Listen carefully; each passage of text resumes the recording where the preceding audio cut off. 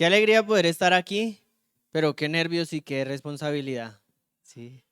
Yo sé que ya oramos, pero acompáñenme a orar, por favor, para poner este tiempo en manos del Señor y para compartirles un poquito de lo que Dios nos transmite. Señor, no somos dignos de estar frente a ti. No somos dignos, Señor, de tomar tu palabra, Señor. No somos dignos de escuchar tu mensaje. No somos dignos, Señor, de tu amor. No somos dignos, Señor, de absolutamente nada. Sin embargo, has tenido, Señor, tanto amor para con la humanidad, para con tu creación, que has decidido enviar a tu Hijo, Señor, a morir por nosotros. Padre, desde el día uno que te conocí, Señor, reconocí que yo no era capaz, pero que Jesucristo sí era capaz, Señor, y que había muerto por nuestros pecados, por los míos. Reconocí, Señor, que yo no tenía nada bueno que ofrecerte y que aún así me habías dado lo mejor que tienes para estar junto a mí, porque me amabas.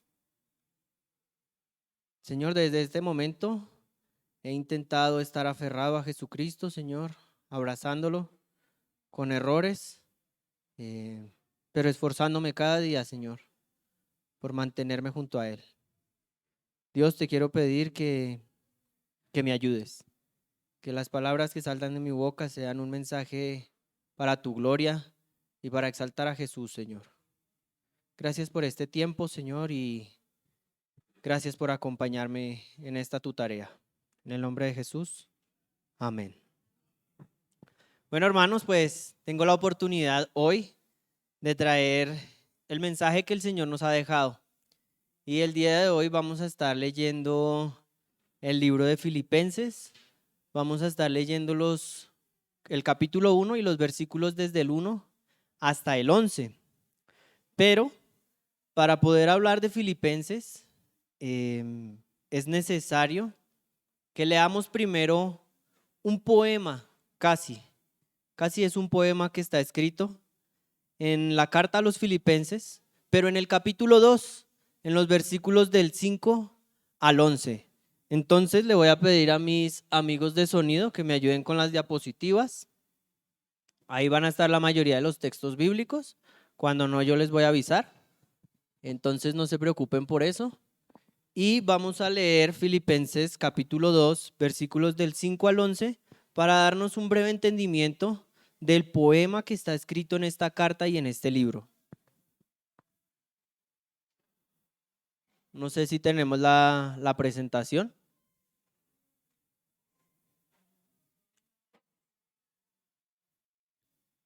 Listo. Mientras tanto, pues yo puedo ir leyéndoles el pasaje. Perfecto, ¿ya está? Súper, gracias. Entonces, en la siguiente, aquí encontramos el poema, está en Filipenses capítulo 2, versículos del 5 al 11, lo voy a leer en Nueva Versión Internacional. Dice así este pasaje: la actitud de ustedes debe ser como la de Cristo Jesús, quien siendo por naturaleza Dios, no consideró el ser igual a Dios como algo a que aferrarse. Por el contrario, se rebajó voluntariamente, tomando la naturaleza de siervo y haciéndose semejante a los hombres. Y al manifestarse como hombre, se humilló a sí mismo y se hizo obediente hasta la muerte y muerte de cruz. Por eso, Dios lo exaltó hasta lo sumo y le otorgó el nombre que está sobre todo nombre, para que ante el nombre de Jesús se doble toda rodilla en el cielo y en la tierra y debajo de la tierra, y toda lengua confiese que Jesucristo es el Señor, para gloria de Dios Padre. Este escrito o poema que encontramos aquí en Filipenses 2 casi que nos da un resumen muy general, pero al mismo tiempo muy profundo de lo que fue el amor de Dios, el sacrificio, la vida, la obra y la resurrección de Jesucristo. Pero también nos da algo que es la identificación del ser humano con Jesucristo. Evidentemente hoy no vamos a llegar hasta allá, pero es importante tenerlo en cuenta porque el libro de los Filipenses tiene una peculiaridad, y es que a diferencia de la mayoría de las cartas paulinas, no utilizó el apóstol Pablo un diseño donde desarrolla una idea completa desde el inicio hasta el final. Es como lo hacen la mayoría de las cartas. Sin embargo, en esta carta podríamos decir que hay diferentes escritos o ensayos cortos o bocetos y toda la carta va a girar en torno a este poema. Entonces, para comenzar, vamos a dar ahora sí una contextualización, un poquito de idea de los filipenses, quiénes son, cómo vivían, todo lo que tiene que ver con ellos, con la iglesia en Filipos. Y para esto ahora sí vamos a ir al capítulo 1. Les voy a ir contando un poco de lo que fue la historia, dónde se escribió la carta y demás. La iglesia en Filipos fue la primera comunidad que Pablo fundó en Europa. Esta historia, donde Pablo funda la iglesia de Filipos, la podemos encontrar en el libro de los Hechos de los Apóstoles, en el capítulo 16. Esto transcurre durante el segundo viaje misionero de Pablo. ¿Podemos pasar a la siguiente diapositiva?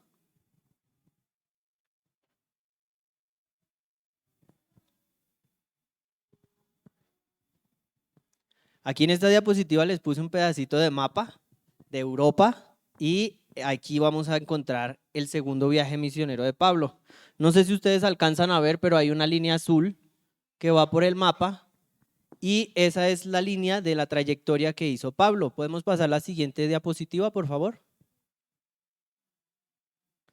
Pablo comenzó su viaje en sus pantallas a mano derecha en la parte media en Antioquía, la ciudad de Antioquía. Ahí comenzó Pablo su viaje. Él se fue recorriendo Galicia, Cilicia, Galacia, Frigia, Bitinia, Tracia y por último llegó a Macedonia, en el círculo rojo que está en sus pantallas en la parte superior izquierda. Ahí en Macedonia pasó por la ciudad de Filipos y esta va a ser nuestra situación o ubicación geográfica. Filipos era una colonia romana, es decir, Filipos era perteneciente al Imperio Romano. ¿Podemos pasar a la siguiente diapositiva, por favor? En esta diapositiva siguiente vamos a encontrar un zoom out del mapa. Entonces, todo este territorio que están viendo fue el Imperio Romano y Macedonia. En la siguiente diapositiva, por favor. Allí es Macedonia. Ahí donde les marca el circulito es Macedonia y en ese pedacito de costa es que se encontraba la ciudad de Filipos, donde Pablo funda la iglesia a los filipenses o la iglesia de Filipos. En esta ciudad habitaban muchos soldados retirados y era muy conocida por su patriotismo y su nacionalismo. Por eso, cuando Pablo llegaba a anunciar el mensaje de Jesucristo y que Jesucristo era el único rey verdadero, era entonces que la ciudad ponía oposición y era tal la oposición que incluso los creyentes y Pablo encontraban persecución. Entonces, a pesar de todo esto, los seguidores de Jesús, a pesar de la persecución, seguían manteniéndose fieles. Encontramos que la iglesia de Filipos era una iglesia situada en una colonia romana de un gran imperio, en un pequeño pedacito, y los cristianos, los creyentes que estaban allí, tenían o enfrentaban persecución. Según los estudios, se dice que esta carta fue escrita en el año 60 al 62 después de Cristo. Y esto pasó cuando Pablo fue arrestado, estaba en prisión domiciliaria precisamente en Roma. Esa historia la encontramos en Hechos 28. Los creyentes de Filipos en su mayoría eran gentiles. Es por eso que en esta carta no vamos a encontrar muchas relaciones o citas del Antiguo Testamento o la ley. Pablo no va a utilizar muchas cosas de la ley o del Antiguo Testamento porque en su mayoría los creyentes de esta iglesia eran gentiles, aunque también habían algunos judíos y aún más habían judaizantes, algunos que Pablo más adelante en el capítulo 3 creo va a estar atacando o pues por lo menos va a estar enseñándoles qué no deben hacer. Esta carta también surgió debido a una visita muy importante para el apóstol Pablo. Mientras que Pablo estaba en la cárcel en Roma, en esta prisión domiciliaria, la iglesia de Filipos le envió a un miembro, se llamaba Epafrodito.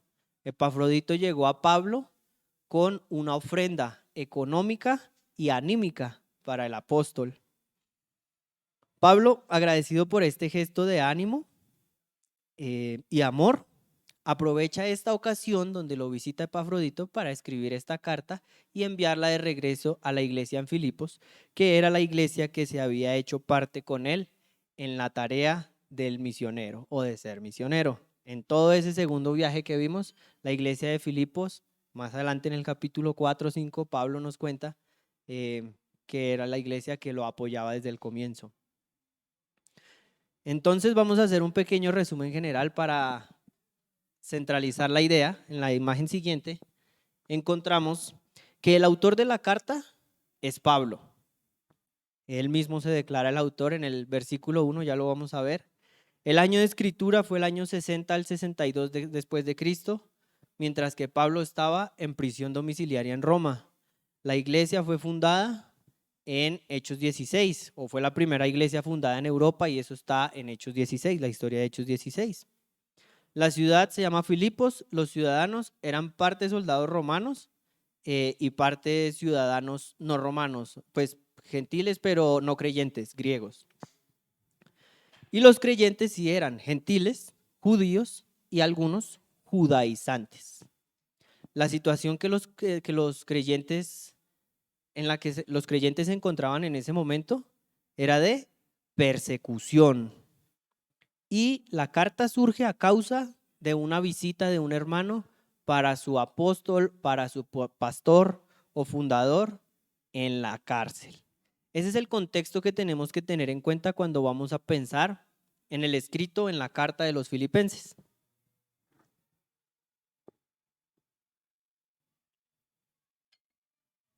Ahora sí, ya teniendo esto claro, o un poquito más claro, vamos a darle paso a los versículos que vamos a estar estudiando el día de hoy, que son los versículos del 1 al 11.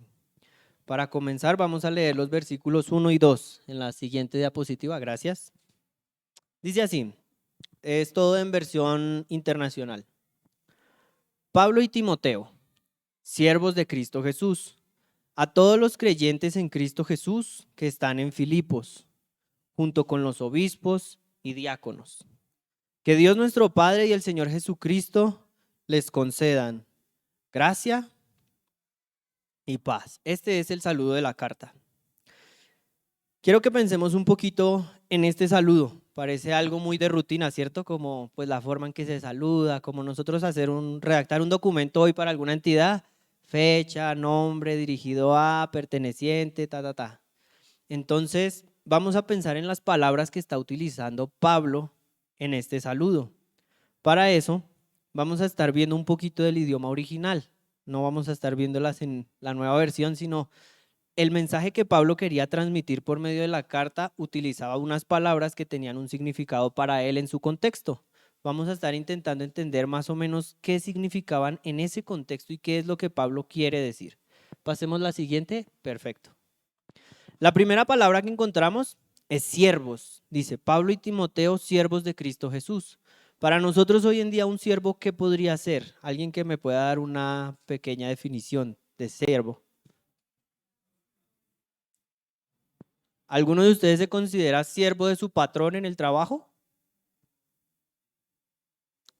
¿O si hay aquí algún hijo se considera siervo de su papá? Interesante, ¿no? Utilizamos palabras, pero ¿cómo la estamos aplicando? Pues resulta ser que la palabra en el idioma original es doulos o dulos. Y lo que quiere decir esa palabra que está utilizando Pablo es esclavo voluntario, sometido por amor o con una entrega total. Entonces, si reescribimos la frase, diría Pablo y Timoteo, esclavos voluntarios, sometidos por amor a Cristo Jesús.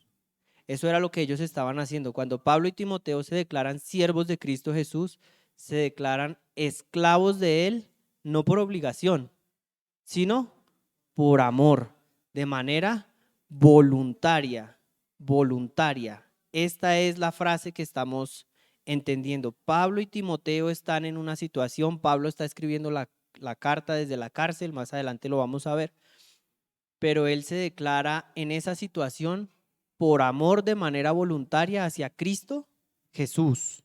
¿Y va dirigida a quién? A todos los creyentes en Cristo. Pues la palabra que se utiliza en el idioma original no es creyentes, sino santos o agois. Y quiere decir apartado, consagrado a Dios o en general utilizada para todos los que son creyentes. Entonces, esta carta está dirigida a todos los que son considerados santos, apartados para Dios o que creen que han depositado su confianza en Jesucristo, que están en Filipos, junto con los obispos y diáconos. Otras dos palabras que Pablo está utilizando para la iglesia. Obispos, que viene de episcopos o episcopos, que significa supervisores espirituales de la iglesia o líderes espirituales. Y diáconos, que está dirigida a los servidores prácticos con responsabilidad espiritual en la comunidad. Entonces, todo eso era lo que quería decir una sola palabrita. Pablo, como esclavo de Jesucristo, está dirigiendo este mensaje que nos va a dar a través del Señor a todos los que son creyentes, hijos de Dios, santos, apartados para Dios, o que han depositado su fe en Jesucristo. Y Pablo hace la distinción ahí, también para los líderes y para los servidores. Es decir, esta carta estaba escrita para absolutamente todo el que se considere creyente, hijo de Dios o santo. ¿Y qué es lo que Pablo le pide a Dios que les dé de saludo? Dice que Dios nuestro Padre y el Señor Jesucristo les concedan gracia y paz. Gracia, es interesante este concepto, caris, favor inmerecido de Dios, o el inicio de toda bendición espiritual. Este es un detalle importante porque sin gracia no puede haber bendición espiritual. Lo vamos a ir viendo más adelante, pero por gracia somos salvos. Por gracia estamos junto al Señor. Y paz, que en ese contexto era mucho más que lo que hoy para nosotros es un estado de tranquilidad, más bien era un estado de bienestar completo y que no proviene del ser humano, sino que proviene de estar reconciliado con Dios.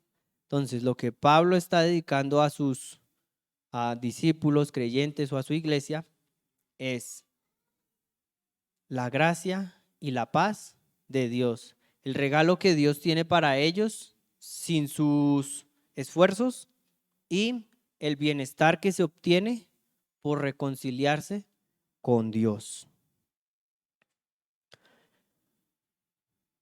Vamos a pasar ahora sí a los pasajes, versículos del 3 al 6.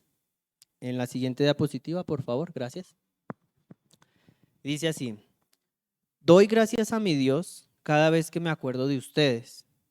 En todas mis oraciones, por todos ustedes, siempre oro con alegría, porque han participado en el Evangelio desde el primer día hasta ahora. Y estoy convencido de esto: el que comenzó tan buena obra en ustedes, la irá perfeccionando hasta el día de Cristo Jesús. Esos son los primeros 3 versos que Pablo les va a escribir a su querida iglesia en Filipos.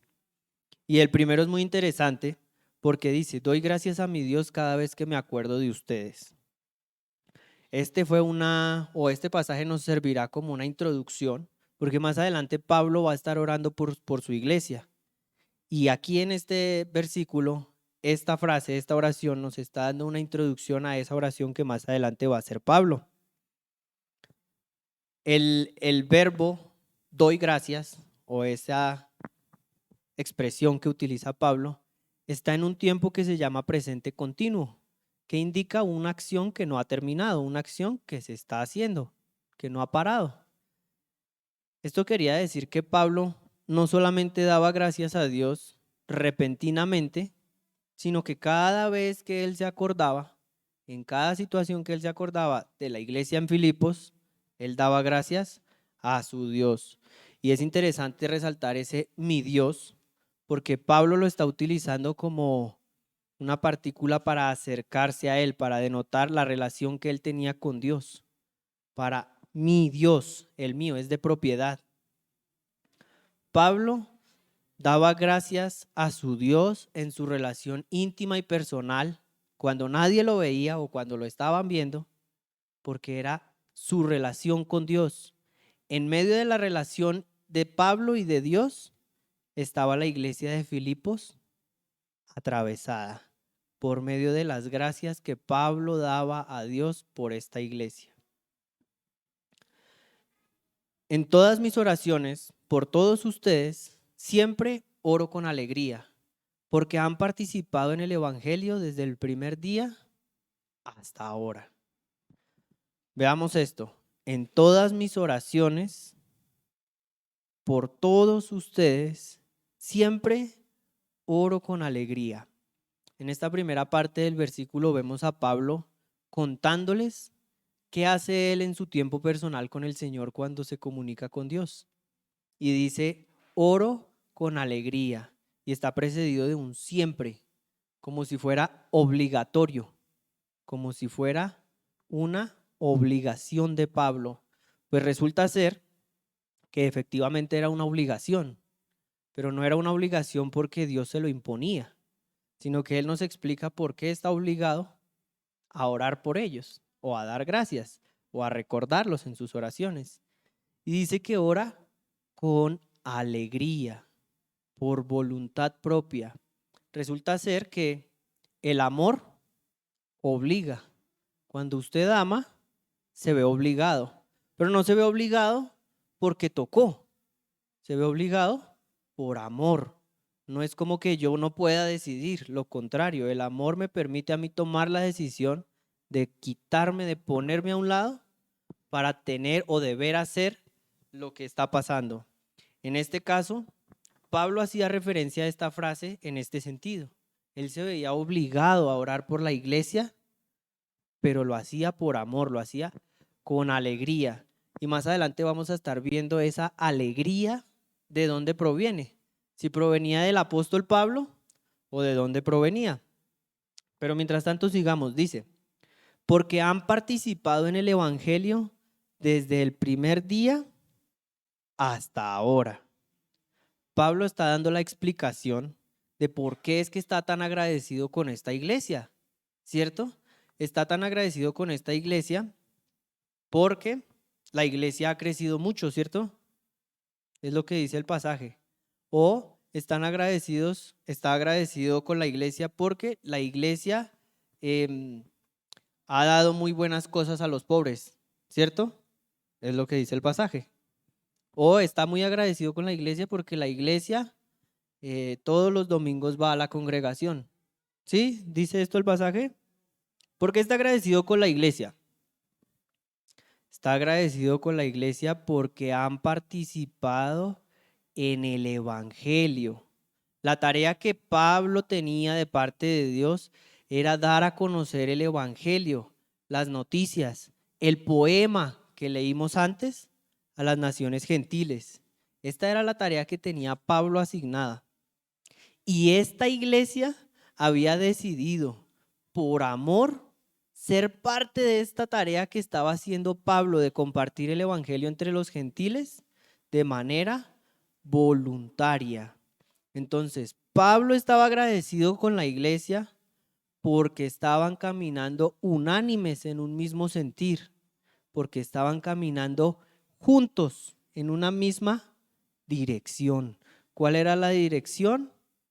Dar a conocer el mensaje de Jesucristo, el evangelio, las buenas noticias o el poema que más adelante vamos a ver y a conocer, pero que hoy ya leímos. Y eso lo habían hecho ¿desde cuándo? Un añito después de que nacieron, que se fueron estableciendo un poco mejor o que ya había más gente. Lo hicieron desde siempre. Desde el primer día que se fundó la iglesia, los creyentes en Filipos sabían y querían de manera voluntaria ser parte de lo que Dios estaba haciendo, en este caso, con Pablo, que es compartir el evangelio. Este poema en el cual todo el libro va a girar en torno. Siguiente, dice, estoy convencido de esto. El que comenzó tan buena obra en ustedes, la irá perfeccionando hasta el día de Cristo Jesús. Esta frase es bien interesante.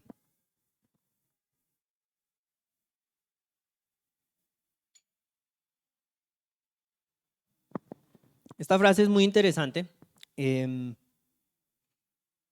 porque estamos hablando a creyentes, ¿cierto? No estamos hablando de personas que no son santas, que no son separados para Dios, que no son hijos de Dios.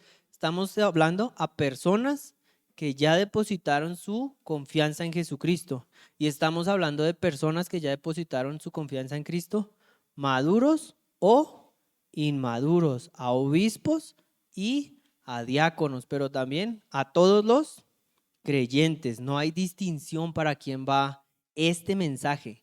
Y este mensaje está diciendo que el que comenzó una buena obra en ustedes, la terminará o la irá perfeccionando hasta el día de Cristo Jesús. Entonces, quiere decir esto que no está completa la obra, ¿cierto?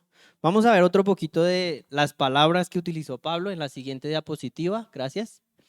Vamos a ver un poquitico de estas palabras en el idioma, en lo que él quería decir, el significado, lo que realmente quería transmitir Pablo. Y es esto, el que comenzó. Ese comenzó, literalmente pues viene a hacer eso, ¿no? Iniciar, poner en marcha. Y vamos a ver una pequeña ilustración. Y es, pensemos en un carro que está apagado, que está en un terreno plano y que no tiene ninguna fuerza que lo mueva hacia el frente o hacia atrás. ¿Qué debería hacer ese carro para poder ponerse en marcha?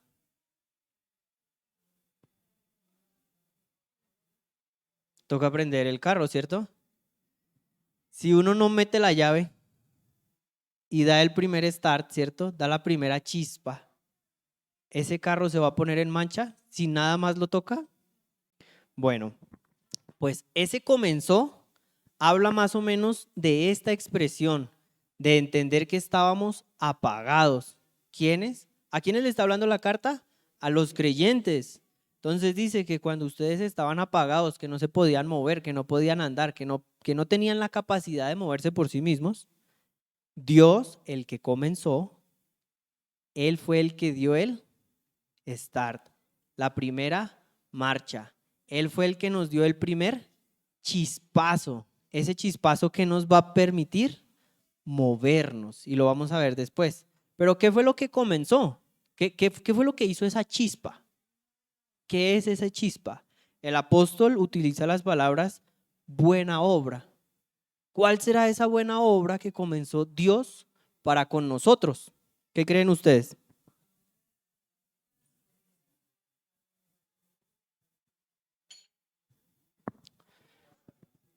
Esta buena obra tiene una connotación de valor espiritual.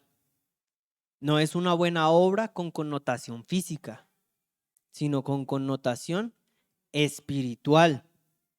Y esta buena obra habla de la reconciliación del humano con Dios, o se refiere a la salvación, pero también al efecto que trae la salvación.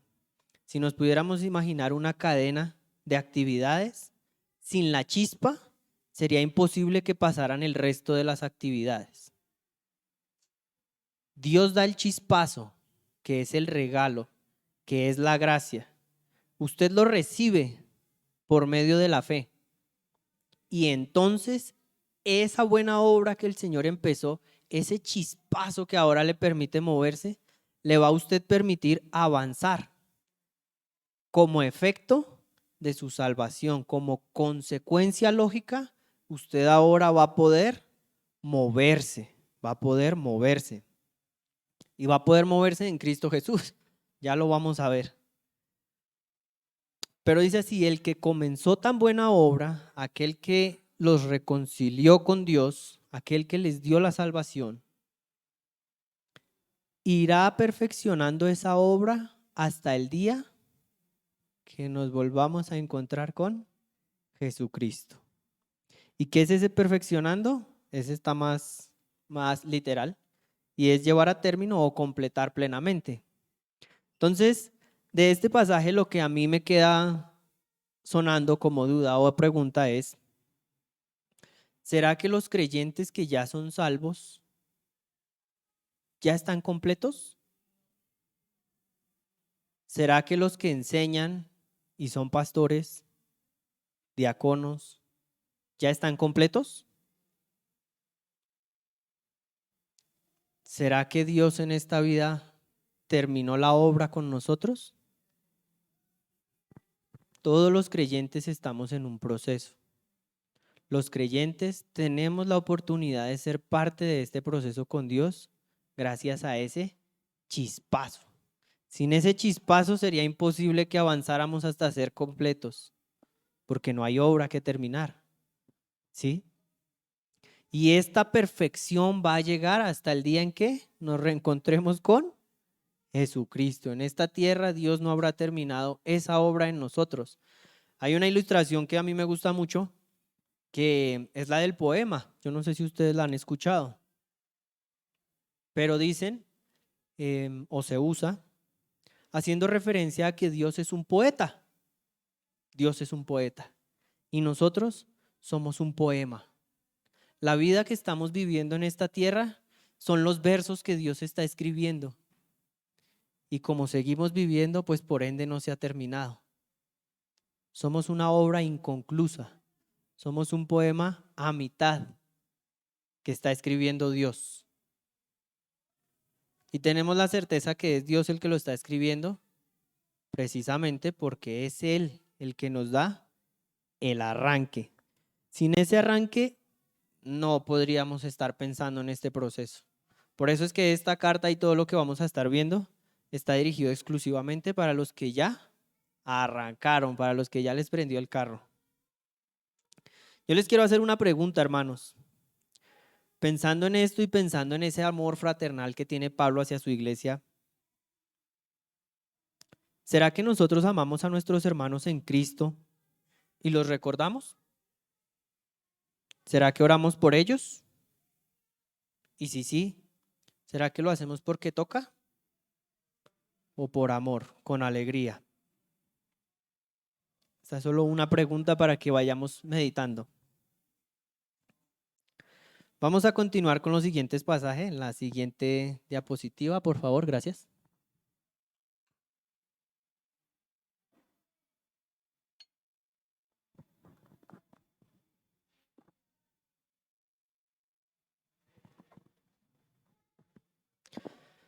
Vamos a leer los pasajes 7 y 8. Dice así: es justo que yo piense así de todos ustedes, porque los llevo en el corazón, pues ya sea que me encuentre preso o defendiendo y confirmando el evangelio, todos ustedes participan conmigo de la gracia que Dios me ha dado. Dios es testigo de cuánto los quiero a todos con el entrañable amor de Cristo Jesús. Y estas son las frases, o esta es una frase que utiliza un pastor que ama a su iglesia. Esta palabra justo que encontramos en el versículo 7, dice, es justo que yo piense así de todos ustedes, hace referencia a que es consecuentemente lógico, a que es correcto, a que es naturalmente aprobado o correcto. Dice, es lógico, es natural que yo piense así de todos ustedes porque los amo, los llevo en el corazón. Pues ya sea que me encuentre preso defendiendo y confirmando el evangelio, todos ustedes participan conmigo de la gracia que Dios me ha dado. La iglesia de Filipos fue una iglesia que decidió por amor, haciéndose esclava voluntariamente, ser parte junto con Pablo de la tarea que Dios estaba haciendo. Lo acompañaron desde el primer día y hasta el día en que él está escribiendo la carta en este contexto, ¿no? Y él les está diciendo, no importa si yo estoy andando y predicando el evangelio por las ciudades o si yo estoy aquí preso en una cárcel, ustedes se hacen presentes en esto que Dios está haciendo conmigo. Sea bien que yo esté triunfando o haciendo lo que me toca a los ojos humanos, ¿cierto? Que es estar en las sinagogas, en las plazas, predicando, convirtiendo gente, o sea que esté aquí encerrado en esta cárcel, ustedes participan conmigo. Y pues es evidente que él está diciendo esto porque recuerden que esta carta surge porque ellos habían enviado a un hermano para llevarle una ofrenda. Entonces, sin importar la situación que estuviera viviendo o atravesando Pablo, sea que estuviera triunfando, como lo veríamos con ojos humanos, ¿cierto? O sea que estuviera en malas situaciones, como lo veríamos con ojos humanos, en prisión y sufriendo, la iglesia seguía firme, la iglesia seguía fiel. Y la fidelidad es una de las características que identifican a los creyentes. Vamos a ver esto que estoy diciendo. Le voy a pedir a mis amigos de sonido, a mis hermanos, por favor, que pongan el versículo de Gálatas, capítulo 5, versículos 22 y 23. Y quiero que ustedes, querida iglesia, por favor, me ayuden a leerlos.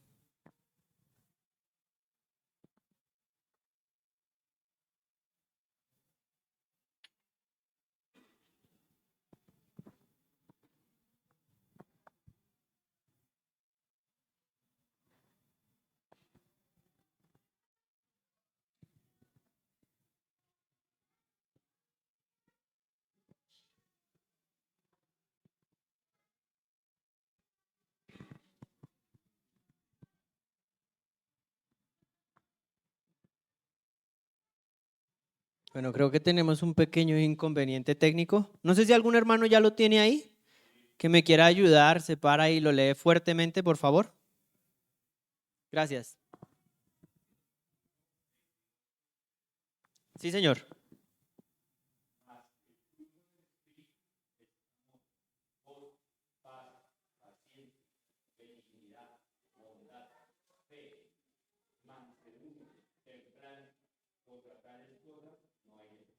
Muchas gracias, hermano. Esa es la versión Reina Valera, me gusta mucho. Y vemos los frutos o el fruto en diferentes aspectos que da el Espíritu Santo. Vemos el fruto de ese chispazo, de ese starter que nos dio el Dios cuando nos reconciliamos con Él. El fruto, la consecuencia lógica, el fruto de esto, lo que ahora nos da capacidad de reaccionar así es amor, alegría, dominio propio, fidelidad o fe. Estoy utilizando palabras de la otra versión. Y quiero que recuerden, Pablo oraba por los creyentes con alegría. Y Pablo los lleva en el corazón con un profundo amor. ¿Ustedes creen que esas virtudes eran virtudes del apóstol Pablo? Eran virtudes que eran provenientes, fruto del Espíritu Santo, de la buena obra que Dios había también comenzado en el apóstol.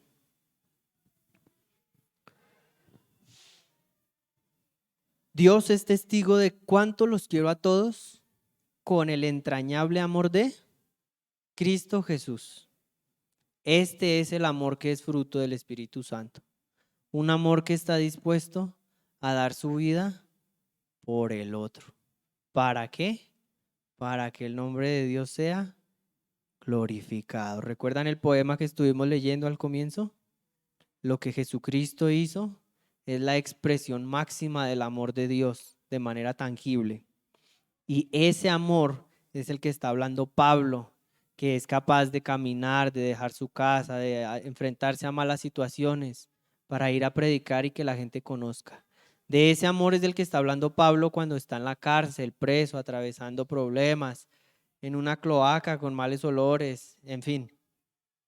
Y aún así está orando y agradecido con Dios por su iglesia. Y yo no les dije el título de la enseñanza. El título de la enseñanza está en el siguiente versículo y este es el título, dice: esto es lo que pido en oración, que el amor de ustedes abunde cada vez más en conocimiento y en buen juicio. Y esta es la oración que estaba haciendo el apóstol Pablo como pastor de la iglesia en Filipos. ¿Cuántas veces nosotros estamos orando por las necesidades que tenemos? O por salud, o por un trabajo. ¿O cuántas veces oramos para que nos vaya bien en la semana? O para que a nuestros hijos no les pase nada, o por seguridad, o por cualquier otra situación que sea parte de nuestra vida cotidiana. Yo creo que la mayoría de las oraciones van centradas en eso, ¿cierto? Pero ¿cuántas veces nosotros oramos a Dios pidiendo que el fruto del Espíritu Santo abunde más y más en nuestros hermanos? ¿Cuántas veces nosotros pedimos para que nuestros hermanos que están atravesando una situación difícil tengan la capacidad de amar y que ese amor que proviene de Jesucristo abunde más en ellos?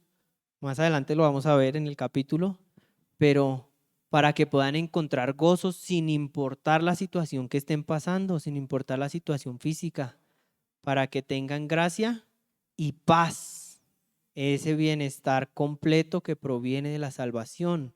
La paz no proviene de las circunstancias que estamos atravesando, no proviene si me porté mal o me porté bien hoy, no proviene de lo que me esté pasando, de si me ha tocado duro o no. Todos esos factores influyen, ¿no? Pues obviamente cada acción tiene consecuencias, pero la paz proviene de su reconciliación con Jesucristo, no proviene de mis fuerzas. Y esto es lo que yo quiero pedir por nuestra iglesia, que el amor de Dios abunde cada vez más en nosotros. Estos dos términos, conocimiento y buen juicio, hacen referencia a que lo espiritual se vuelva práctico. Este conocimiento o este discernimiento del amor que sobreabunde en ellos es para que ellos puedan poner en práctica eso que están aprendiendo o eso que están viviendo gracias al start que les dio el Señor Jesús cuando se reconciliaron con ellos. Entonces, ¿cuántas veces nosotros estamos pidiendo por las situaciones que nos llevan en nuestra vida cotidiana, pero nunca pedimos para que el fruto del Espíritu Santo aumente más en nuestros hermanos, en nuestros corazones y en nuestras vidas, para que podamos observar la vida desde el punto de vista de Dios y no desde el punto de vista de las circunstancias, porque las circunstancias son reales y uno las ve y duelen. Y más adelante vamos a ver lo que está viviendo Pablo y la cárcel no era fácil, pero él estaba agradecido y él estaba feliz porque estaba viviendo todo esto a causa de la gracia que se le había dado, que era predicar el evangelio de Jesucristo. Y no solamente estaba feliz por eso, sino porque contaba con otros creyentes que caminaban junto a él. Más adelante vamos a ver lo que hizo Epafrodito. Él enfermó y estuvo a punto de morir por realizar este viaje, pero aún así no estimó su vida a que aferrarse, sino que siguió caminando conforme al evangelio, en un mismo propósito, en un mismo sentir, con la gracia que se le había dado a Pablo. Y vamos a terminar leyendo los últimos dos pasajes, que dice: así podrán discernir con el aumento del amor, el fruto del Espíritu Santo, así podrán discernir lo que es mejor y ser puros e irreprochables para el día de Cristo, llenos del fruto de justicia que se produce por medio de Jesucristo, para gloria y alabanza de Dios.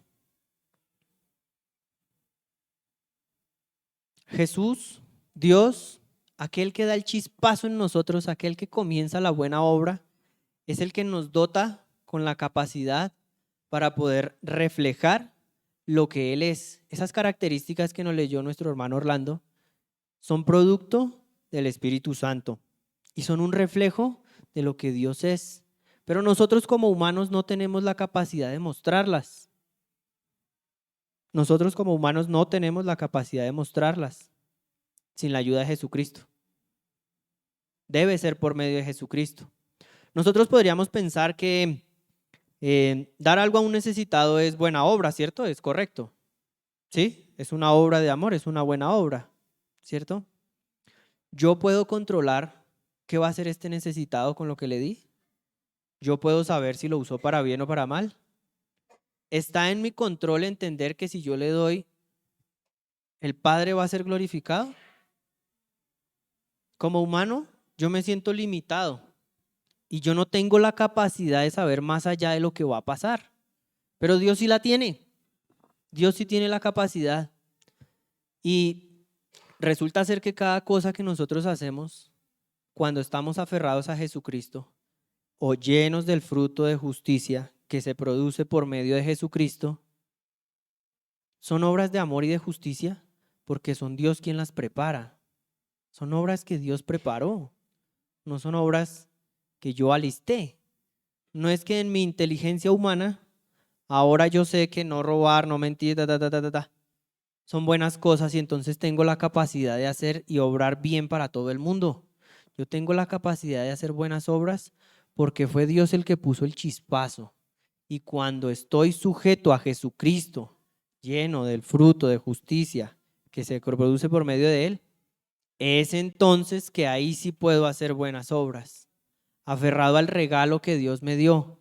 Es decir, nosotros como creyentes, y suena raro, no tenemos que esforzarnos por hacer buenas obras. Raro, ¿no? Yo siento que he escuchado lo contrario la mayor parte de mi vida. ¿Cómo que no hay que hacer buenas obras? No, yo no estoy diciendo que no hay que hacerlas. Digo que no hay que esforzarse para hacerlas, porque el que las hace es Dios. Entonces, ¿en qué tenemos que esforzarnos, hermano? Pues usted esfuércese por estar amarrado a Jesucristo cada día, por recordar qué hizo Dios por usted, por saber que si el día 1 usted reconoció que era pecador y que no tenía la capacidad de llegar a Dios por sus propios medios, en el día 2000, después de haber creído en Jesucristo, usted tampoco puede hacer eso. Sigue siendo Jesucristo el que puede. Y el fruto del Espíritu Santo o el fruto del Espíritu de justicia que se produjo en nosotros es el que va a poder hacer estas buenas obras. Entonces, hermanos, muchas veces uno vive preocupado intentando aferrarse al qué debo hacer. Y cuando nos predican para salvación, la pintan fácil, ¿sí o no? Fácil, solo crea. Pero cuando vivimos para el Señor, a veces parece difícil. Mire, pues es que hay que hacer esto. A veces parece difícil, pero es lo mismo. Es volver a reconocer que es Jesucristo el que es capaz y uno vivir aferrado a Él. Usted deje que Él maneje el carro, que Él va a manejar bien. Asegúrese de hacerle caso para dónde ir. Asegúrese de estarlo escuchando. Asegúrese de que su confianza esté puesta en lo que Él ha hecho y no en lo que usted es capaz. Porque por capacidad, el ser humano no la tiene, no es capaz. Esta capacidad viene a través de ese start, de ese chispazo que se llama la reconciliación con Dios o el Espíritu Santo en nosotros. Hermanos, esto es lo que quiero que pidamos en oración a Dios todos. Que podamos reconocer que vamos caminando todos por un mismo camino, con un mismo fin, que es el poema que leímos. Quiero pedirle a mis hermanos de sonido si lo podemos volver a leer para terminar.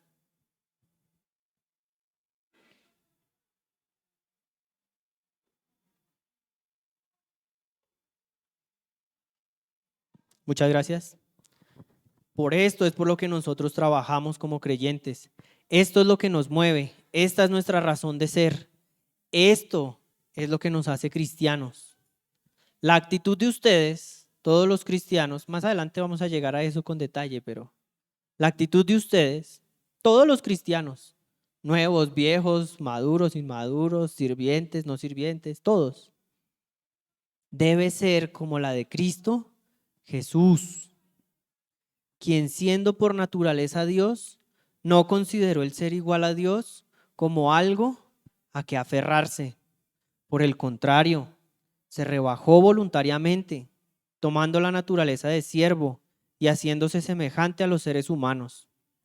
Y al manifestarse como hombre, se humilló a sí mismo y se hizo obediente hasta la muerte, y muerte de cruz. Por eso, Dios lo exaltó hasta lo sumo y le otorgó el nombre que está sobre todo nombre, para que ante el nombre de Jesús se doble toda rodilla en el cielo y en la tierra y debajo de la tierra, y toda lengua confiese que Jesucristo es el Señor. ¿Para qué? Para la gloria de Dios. Trabajemos, hermanos, demos nuestra vida.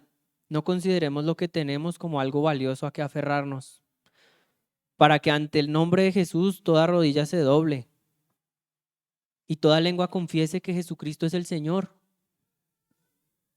para que nosotros seamos exaltados para la gloria de Dios Padre. Jesucristo sabe lo que está haciendo, hermanos. Nosotros no. Aférrense a Jesucristo, asegúrense de que están escuchando a Dios. Cada día busque estar seguro que usted está haciendo lo que Dios quiere que usted esté haciendo. Y cualquier cosa que usted haga va a ser producto del Espíritu Santo, será para la gloria de Dios. Acompáñenme a orar, hermanos. Padre, quiero darte gracias, Señor, por este tiempo que nos has dado. Quiero darte gracias, Padre, por la oportunidad que me das de poder hablar de tu Hijo, Señor, de volver a reconocer que no soy digno y de contarle a la humanidad que nos ama, Señor.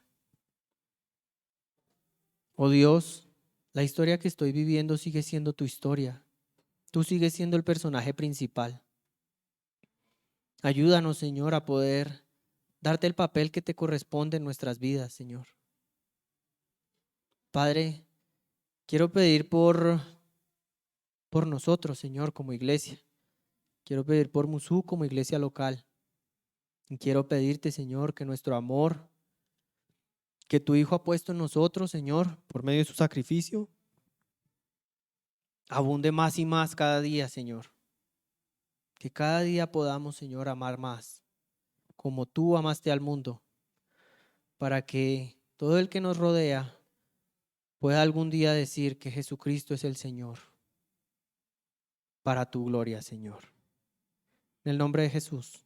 Amén. Muchas gracias, hermanos.